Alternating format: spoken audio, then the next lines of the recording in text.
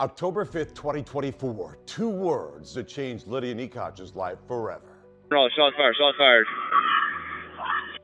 They are the words Nikac can't get out of her head. It was right in front of her North Carolina home. A state highway patrol trooper, she says, sent her canines, Bonnie and Clyde, to the Rainbow Bridge. Rolling, I just shot two dogs. That voice, North Carolina Highway Patrol Trooper Justin Maness, who Nikac says unloaded his clip on Bonnie and Clyde within seconds. At that point, I had gotten up and I went to go pick Bonnie up. She was just, I remember, she was just so heavy because when I picked her up and I was screaming, I kept thinking in my mind, I'm like, okay, they're gonna be fine. Maybe he missed. Maybe he missed. I could take him to the emergency room. They'll be okay. That's just going through my mind. And as I'm carrying her as best as I could to safety, I'm screaming and I see Clyde laying on the grass. I don't know how he got there, and they just started fading at the same time. Both of them died at the same time. There was no hesitation. And he just shot him. This cop had ill intent. The only thing that I saw was his intention was to the dogs. Because I don't have anything to worry about my dogs. I know that my dogs are not in danger. You believe the trooper who allegedly shot Bonnie and Clyde was basically using them as target practice? I don't know. But he had an intent to.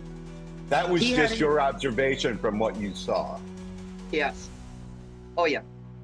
And if the dogs were attacking him, they didn't touch him. They didn't bite him. They didn't jump on him. They didn't make any contact. A scene straight out of the Wild West, Nikac calls it, with people in their cars and neighbors outside watching. Possible victims, she says, with all the bullets flying indiscriminately, she claims, through the air. Between the desperation, despair, and anger, Nikac would later see all the bullet holes in the ground. She claims she heard and saw at least 10 shots fired. But before that, Nikac says she watched as Maness put his hands on his vehicle's trunk after the shooting. With a demeanor, Nikac claims that he knew he made a big mistake. Trooper Maness, she says, distanced himself, showing no signs of remorse. One of Nikac's friend, a retired state trooper himself, who also watched in horror, was livid. The thing is, Bonnie and Clyde were not just dogs, but family, also well known around the community. Trained for explosive and narcotics detection, tracking down suspects, trained in search and rescue, obedience, and last but not least, Bonnie was Nikac's service dog. Now, before the shootings on the morning of October 5th, Bonnie and Clyde's mom and trainer since they were 11 weeks old looked out her front window and imagined her surprise when she saw a stranger ransacking your car. Soon after, she sent Bonnie and Clyde out. Clyde would nip the guy, she says, while Bonnie, she says, played with his pajama bottoms, and then she went out and confronted him. Eventually, she'd put the guy, later identified as a convicted criminal, Kevin Toler, in a chokehold. The two would fall to the ground. Nikac dialed 911, and from there, chaos and confusion. But apparently the troopers focused not Toler, the guy who left his car down the street, and later ransacking Nikac's car, but Bonnie and Clyde. The incident report later revealing Toler assaulted Nikac. Deputies reportedly arresting him nearly a half an hour after they got to the scene. When he told me, these are dogs, you need to control your dogs, I'm like, maybe you should tell this guy to stay on the ground. That's exactly what I said to him. So the first thing this highway patrol officer said to you, you're saying, is, are those your dogs? Yeah, you need to control your dogs.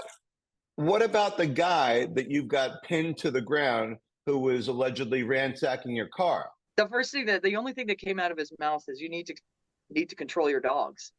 Did he not ask you why you're on the ground with a chokehold with this guy who was ransacking your car? No? Not to mention he was over, I'd say, about 100 or so feet away from me because he was in the road. How do you communicate with anybody that's in the middle of the road? Why didn't he pull onto the property? Right now, we know of no disciplinary action taken against Trooper Maness. Nikac tells me her work to find justice has been met with evasiveness and lack of transparency, leading Nikac to believe officials are withholding or manipulating, she says, the public information she is entitled to, but has not yet gotten. Her lawyer has subpoenaed dash cam and body cam video from both the Pitt County Sheriff's Office as well as the North Carolina State Highway Patrol. Both claim they have no body camera, but a judge has agreed to give her video with a gag order in place. Nikac can't show the video to anyone. What's on those videos, at least right now, she doesn't know. Nikac has reached out to the FBI, the North Carolina State Bureau of Investigation, the North Carolina Highway Patrol, the Pitt County Sheriff's Office, as well as the Pitt County District Attorney's Office. At this point, she believes it's them against her. Now, I reached out to the very same agencies, still waiting to hear back from Highway Patrol as well as Ferris Dixon. He's the Pitt County District Attorney. As for the Pitt County Sheriff, they told me their investigation is over. Their investigation didn't involve Bonnie or Clyde, they say. Instead, it was the investigation surrounding Kevin Toler. Remember, he was the guy allegedly ransacking Nikac's car. How is it that if I were to shoot your canine and I would get charged with a felony, what is it, 20 years? And you could just get up and walk away. What makes my dogs any different than yours? A badge? You're kidding. To have your voice heard, you're urged to call North Carolina Governor Josh Stein. His number, 919-814-2000. Tell him you want an independent investigation for Bonnie and Clyde as Lydia Nikac seeks justice for Bonnie and Clyde.